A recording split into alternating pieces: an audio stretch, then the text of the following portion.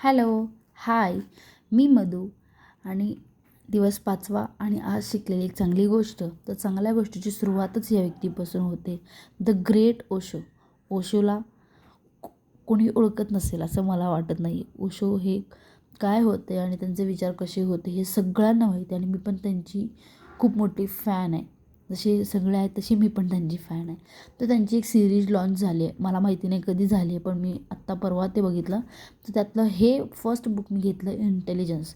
तसे बरेचसे टॉपिक आहेत ज्या टॉपिकवर त्यांनी त्यांचे विचार मांडलेले आहेत आणि ऑफकोर्स ओशोचे विचार म्हणजे आपण वाचलेच पाहिजे. तर त्यातलं माझे बरेच पेज वाचून झाले होते.